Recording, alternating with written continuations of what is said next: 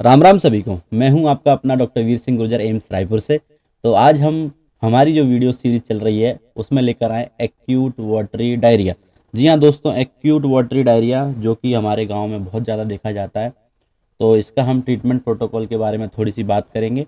तो ये वीडियो मैं फिर से बता दूं, जो गांव के आसपास प्रैक्टिस कर रहे हैं उनके लिए बहुत ज़रूरी है। और जो हमारे मेडिकल स्टूडेंट्स हैं उनके भी एक 5 मार्क्स का एक क्वेश्चन आता ही आता है पीडियाट्रिक्स में। और भी मतलब बहुत सारे लोग हैं जो उनको खुद की जागरूकता के लिए भी ज़रूरी है ये वीडियो। तो आज हम स्टार्ट करते हैं।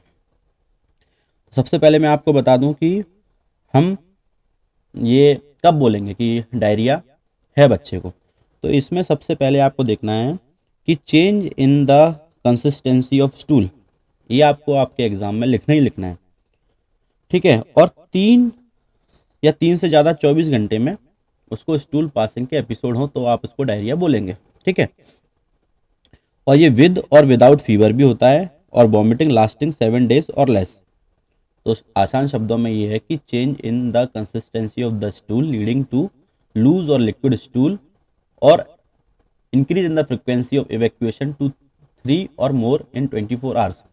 3 से ज़्यादा बार जब भी 24 घंटे में स्टूल इवैक्यूएशन की हिस्ट्री होगी, और फीवर हो सकता है, नहीं भी हो सकता है, वॉमिटिंग भी हो सकती है, नहीं भी हो सकती है, और जो कि 7 दिन तक रहेगा या उससे कम रहेगा, ठीक है। अब इसमें आते हैं कि व्हाट आर द कॉजेस। तो viruses are the most important agents, मतलब जो कॉज करते हैं डायरिया, और followed by bacteria and parasites. तो ये हो गया इसका। अब हम आते हैं नेक्स्ट उस पर कि जब भी आपको डायरिया होगा, जैसे मान लीजिए कि डायरिया है तो आपका वाटर लॉस होगा बॉडी में। तो आपको क्या होगा, डिहाइड्रेशन के साइन सिम्टम्स आएंगे आपको। डिहाइड्रेशन मतलब शरीर में पानी की कमी होना। तो वो 3 कैटेगरीज में होता है, एक सीवियर डिहाइड्रेशन होता है, एक सीवियर डिहाइड्रेशन होता है, सम डिहाइड्रेशन होता है, एक नो डिहाइड्रेशन होता है। तो हम सीवियर डिहाइड्रेशन में आके देखते हैं कि क्या क्या उसके आपको साइंस दिखेंगे। सीवियर हाइड्रेशन पहला क्या होगा आपको, आपका जो बच्चा होगा लिथार्जी मतलब थका हुआ दिखेगा और अनकॉन्शियस होगा। अनकॉन्शियस मतलब कि उसको मतलब होश ही नहीं रहेगा कि वो कहाँ पर है, किधर है, टाइम प्लेस पर्सन से ओरिएंटेड भी नहीं रहेगा, और ये सारी चीज़ें उसमें होगी। संका नाइज, उसकी आंखें अंदर धसी हुई सी आपको दिखेंगी। और दूसरा, वो पानी आप दोगे उसको ना, उसको पानी ही नहीं पिएगा, और पिएगा भी तो बहुत पुअरली पिएगा। अब इसमें जो सबसे इंपॉर्टेंट रहता है स्किन, जो चौथा जिसका जो साइन है, जब भी आप उसकी स्किन को ऐसे करेंगे ना, ऐसे करके, तो उसकी जो रिकॉइलिंग होगी ना, मतलब वापस उसी पोजीशन पर जाना, वो बहुत ही स्लोली होगी। तो आप इसमें देख सकते हैं skin pinch goes very slowly, मतलब मोर देन 2 सेकेंड्स तक रहेगी। तो सीवियर डिहाइड्रेशन में आपको लिथार्जी होगी, सनकन आइज होंगी, अनेबल टू ड्रिंक और प्रॉपरली ड्रिंक, वो मतलब प्रॉपरली ड्रिंक नहीं कर पाएगा बच्चा, और skin pinch goes very slowly. अब आते हैं सम डिहाइड्रेशन में क्या होता है, मतलब उसको इतने दस्त हो चुके हैं कि उसको रेस्टलेसनेस एंड इरिटेबिलिटी है, मतलब बच्चा इरिटेट हो रहा है, रो रहा है, सम डिहाइड्रेशन में होगा। संकन आइस इसमें भी देखने को मिलेंगी, संकन आइस इसमें भी देखने को मिलेंगी। और बच्चा पानी आप देंगे ना तो पी लेगा और थर्स्टी रहेगा। तो ये सारी चीज़ें सम डिहाइड्रेशन में होंगी। नो डिहाइड्रेशन आप तब मानेंगे जब दोनों साइन नहीं है, तो नॉर्मल सा है, ठीक है। अब आते हैं हम इसके इसके ट्रीटमेंट प्लान पे कि डिहाइड्रेशन अब हो गया है, अब उसको ठीक कैसे किया जाए। तो पानी की कमी है तो पानी देना पड़ेगा, ठीक है। तो रिहाइड्रेशन में आप आएंगे तो rehydration therapy in acute diarrhoea के बारे में हम बात करेंगे। तो इसमें मेनली 3 प्लान है, plan A, plan B, plan C. Plan A को मैं डिफरेंट कलर से कर लेता हूँ, जैसे मैं पिंक कलर से प्लान ए को कर रहा हूँ। तो स्टेट ऑफ डिहाइड्रेशन मतलब होगा जब नो डिहाइड्रेशन, जो मैंने आपको साइन बताए थे, 3 बताए थे, नो डिहाइड्रेशन, सम डिहाइड्रेशन और सीवियर डिहाइड्रेशन। तो नो डिहाइड्रेशन वाली जब बात करेंगे तो इसमें स्टेट ऑफ हाइड्रेशन नो है, percentage of body weight loss less than 5% है। अब आप इसका गोल ऑफ मैनेजमेंट को याद रखेंगे, जब भी आपके एग्जाम में क्वेश्चन आता है तो आपको गोल ऑफ मैनेजमेंट पे जरूर फोकस करना है। जो भी फ्लूइड लॉस उसको हो रहा है, जैसे मान लीजिए जो भी उसके एपिसोड्स हो रहे हैं स्टूल पास करने के, तो फ्लूइड लॉस हो रहा है, उसमें पानी का लॉस हो रहा है, तो आपको रिप्लेस करना है, रिप्लेस करना है। उसके बाद में आपको फ्लूइड थेरेपी में ओरल थेरेपी भी देनी है, मेंटेनेंस थेरेपी। और इसमें ट्रीटमेंट फैसिलिटी आप घर पे भी कर सकते हैं, और रीहाइड्रेशन इसमें फ्लूइड रहेगा आपका ORS, या आप होममेड सॉल्यूशन भी बना सकते हैं। और इम्पोर्टेंट पूछा क्वेश्चन जो पूछा जाता है, अमाउंट ऑफ रिहाइड्रेटिंग फ्लूइड, तो वो होता है for every loose stool 10 ml per KG. ये आपको बहुत इंपॉर्टेंट है, ये आपको याद रखना ही रखना है। 10 ml पर केजी इसमें रहेगा ही रहेगा, ठीक है। तो अब आते हैं, मॉनिटरिंग भी करनी है कि उसको वॉमिटिंग तो नहीं हो रही, अर्ली साइंस ऑफ डिहाइड्रेशन नहीं आ रहे, ब्लड इन स्टूल्स नहीं आ रहे, ये सब आपको देखना है। तो सबसे इंपॉर्टेंट क्वेश्चन इसमें पूछा जाता है 10 ml पर केजी के बारे में, ये आपको याद करना है कि कैसे देना है, ठीक है। उसके बाद में आते हैं प्लान बी, जब उसको सम डिहाइड्रेशन के साइंस हैं, जैसे कि सनकन आइस है, ठीक है, थका हुआ बच्चा रहेगा, दूसरा इरिटेबल रहेगा, रोता रहेगा, और तीसरा उसमें सबसे इंपॉर्टेंट रहेगा क्या, थका होने के साथ साथ में, आंखें संकन होने के साथ साथ में उसको क्या रहेगा कि वो है ना प्यासा रहेगा, मतलब आप पानी तुरंत देंगे तुरंत पी लेगा। तो ऐसे बच्चों में क्या करना है, आपको ओआरएस देना है, लेकिन उसका कंसंट्रेशन दूसरे कलर से कर देता हूँ, 75 ml per KG over 4 hours रहना चाहिए। प्लस जो बच्चे जो नॉन ब्रेस्ट फीड इन्फेंट्स हैं लेस देन 6 मंथ्स, उनमें 100 से 200 ml of clean drinking water आपको देना है, ठीक है। 100 से मतलब 100 to 200 ml of clean drinking water देना है। और जो ओल्डर चिल्ड्रंस एंड एडल्ट्स हैं, फ्री एक्सेस, मतलब उनको फ्री एक्सेस आप दे सकते हैं, तो मतलब उनको कितना भी प्लेन वाटर और एडिशन टू ओआरएस पिला सकते हैं। मॉनिटरिंग करनी है एवरी आवर एंड रीअसेस, आप 4 घंटे के बाद में आपको उसको फिर से रीअसेस करना है। अगर जो उसका जो if still in plan B repeat, मतलब उसको प्लान बी में ही आ रहा है, सीवियर डिहाइड्रेशन को साइन सिम्टम्स नहीं आ रहा है, तो आपको यही रिपीट करना है, 75 ml देना है, उसके साथ में आपको ये भी देना है। और अगर वो ठीक हो गया, उसके सिम्टम ठीक हो गए, तो प्लान ए पे शिफ्ट कर देना है, जो कि है 10 ml पर केजी, ठीक है। उसके बाद में आप आते हैं प्लान सी पे, जब है ना सीवियर डिहाइड्रेशन के सिम्टम्स रहते हैं। सीवियर डिहाइड्रेशन मतलब कि लेथार्जिक है, अनकॉन्शियस है, संकन आइस है, ये सारे सिम्टम्स उसको रहेंगे, और जो स्किन पिंच है ना उसका मोर देन 2 सेकेंड्स ले रही है, तो उसमें आपको क्या करना है, आईवी फ्लूइड्स देना है, और हेल्थ केयर सेंटर में ही करना है। और आईवी फ्लूइड रिंगर लैक्टेड दे सकते हैं आप। अब आईवी फ्लूइड्स में आपको देना है इन्फेंट्स, मतलब जो 1 साल के अंदर के बच्चे हैं, 30 ml पर केजी देना है आपको 1 घंटे पे, और 70 ml पर केजी देना है आपको 5 आवर्स पे, ठीक है। अगर उसकी एज मोर देन 1 ईयर है, तो आपको 30 ml पर केजी देना है ओवर हाफ आवर पे, और 70 ml पर केजी देना है ओवर 2.5 आवर्स पे। प्लस आप ओआरएस दे सकते हैं 5 ml per KG per hour, start orally as soon as child is able to drink. तो आपको ये मॉनिटरिंग भी करनी है हाफ आवर्ली, और रीअसेस करना है 6 घंटे के बाद में। तो एक फ्लो चार्ट आपको आपके एग्जाम में बना लेना है, plan A, plan B, plan C. Plan A में 10 ml पर केजी देना है, ठीक है, आप देख सकते हैं आपकी स्क्रीन पे।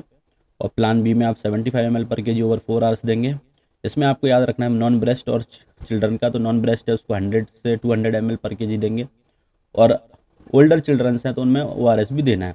अब अपन आते हैं प्लान सी पे, तो जैसे कि इन्फेंट्स हैं 30 ml per KG over 1 our देना है, 70 ml per KG over 5 hours देना है, ये आपको देना ही देना है। उसके साथ में अगर उसकी एज 1 साल से ज़्यादा है, तो आपको 30 ml per KG over half hour देना है, और 70 ml per KG over 2.5 our देना है। मॉनिटर करना है, फिर रीअसेस करना है 6 आवर्स के बाद में। अगर उसको ठीक है, तो मतलब सीवियर डिहाइड्रेशन है, तो आपको प्लान सी यूज़ करना है, और रीहाइड्रेट हो गया तो शिफ्ट करना है प्लान बी पे और ए पे। तो ये आपके बहुत इंपॉर्टेंट है। ये तीनों चीज़ें मैं स्क्रीन पर रख देता हूँ, तो आप लोग स्क्रीनशॉट भी ले सकते हैं इसका कि आपको कैसे करना है, ठीक है। अब आते हैं हम मैनेजमेंट प्रोटोकॉल पे कि कैसे मैनेज करना है, ठीक है।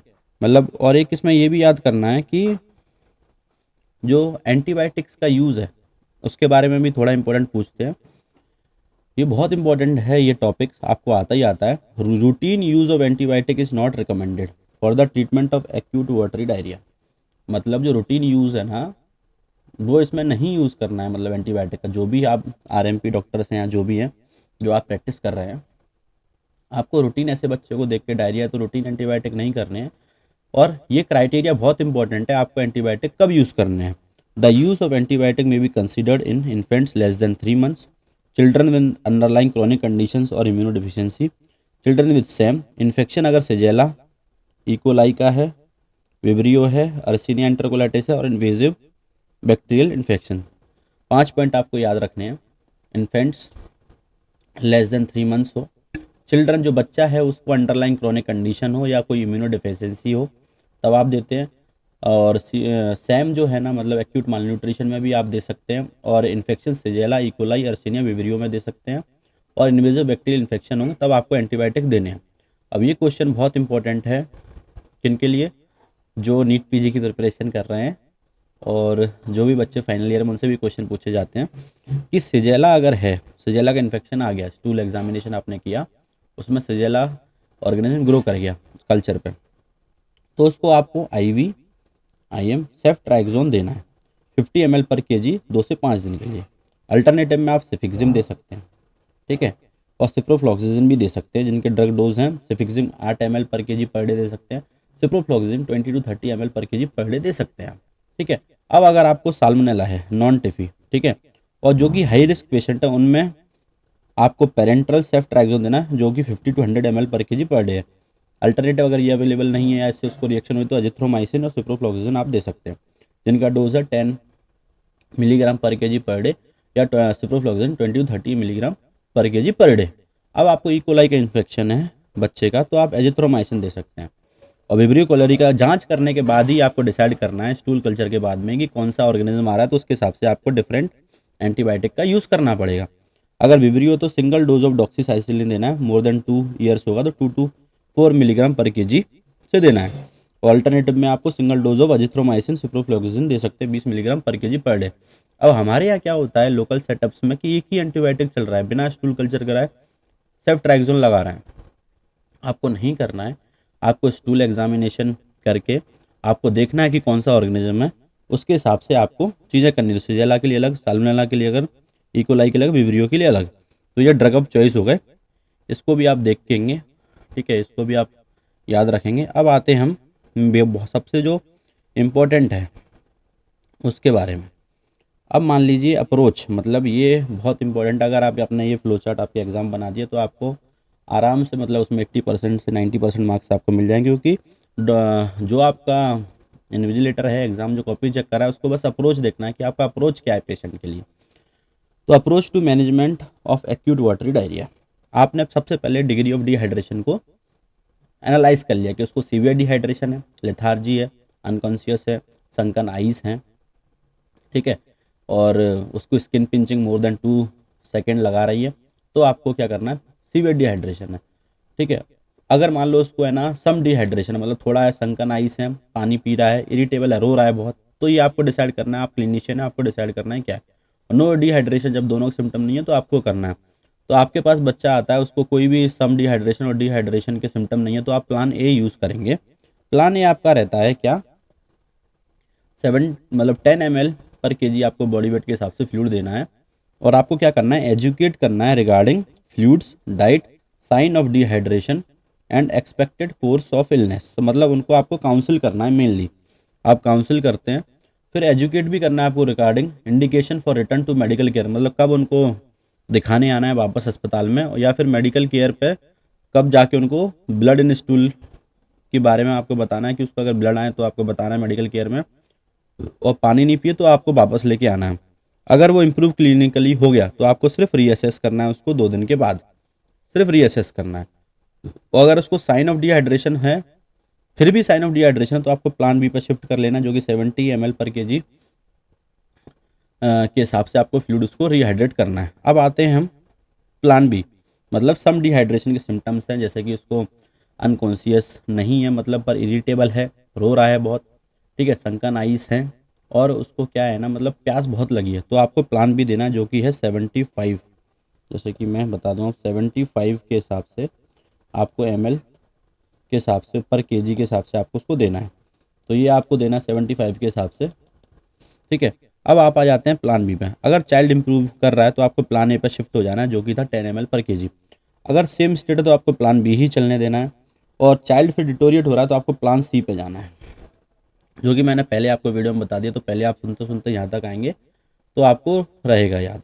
अगर आप आते हैं सीवियर डिहाइड्रेशन, मतलब सीवियर डिहाइड्रेशन मतलब आपको वो लेथार्जिक है, लेथार्जी है, ठीक है, सनकन आइस है, सनकन आइस है, और स्किन पिंच जो अपन कर रहे हैं मोर देन 2 सेकेंड्स टाइम ले रहा है, ये जब ये सारी चीज़ें उसको हैं तो आप प्लान सी पे करेंगे जाएंगे। प्लान सी के बाद में आप करने के बाद में अगर चाइल्ड इंप्रूव कर रहा है तो आप प्लान बी पे शिफ्ट कर देंगे और प्लान ए पे शिफ्ट कर देंगे। सेम स्टेट है तो प्लान सी पे आप जाएंगे। तो ये आपको चीज़ें हैं याद रखनी है। बहुत इंपॉर्टेंट फ्लो चार्ट है, इसका आप स्क्रीनशॉट भी ले सकते हैं। तो ये हमारा सारा लेक्चर था किसके ऊपर, मैनेजमेंट या अप्रोच हम कैसे करें अगर आपके पास एक्यूट वाटरी डायरिया का केस आता है, क्या क्या उसके कॉजेज़ होते हैं वो हमने डिस्कस किए, कौन से ऑर्गेनिज्म की वजह से हो रहा है तो कौन सा ड्रग ऑफ चॉइस आपको देना है वो हमने देखा। उसके बाद में हमने देखा कि क्या उसके प्लान्स हैं, रिहाइड्रेशन के plan A, plan B, plan C, वो आपको अच्छे से देखना है। और तीसरा हमने अप्रोच देखा कि management of acute watery diarrhoea का क्या अप्रोच है। तो आप इस वीडियो को ज़रूर देखें और जो क्लिनिशियन है वो तो ज़रूर ही देखें जो हमारे गांव लेवल पे प्रैक्टिस कर रहे हैं। तो मेरा बस यही उद्देश्य है कि हमारी सिर्फ यही अप्रोच रहती है कि हम आपको अप्रोच दे सकें कैसे आपको पेशेंट के साथ बात करनी, कैसे उसको समझाना है, कैसे आपको उसको ट्रीटमेंट प्रोवाइड करना है, ये सारी चीज़ें हम आपको, और ये सारा ऑथेंटिक डेटा है, मतलब जो पीडियाट्रिक्स एसोसिएशन से उन्हीं से हमने डेटा लिया है। और हम इसका उनको क्रेडिट भी देते हैं कि उन्हीं का ही हम आप सभी को मैसेज पहुंचा रहे हैं। तो ऐसा ही अपना आशीर्वाद बनाए रखें। जय श्री राम।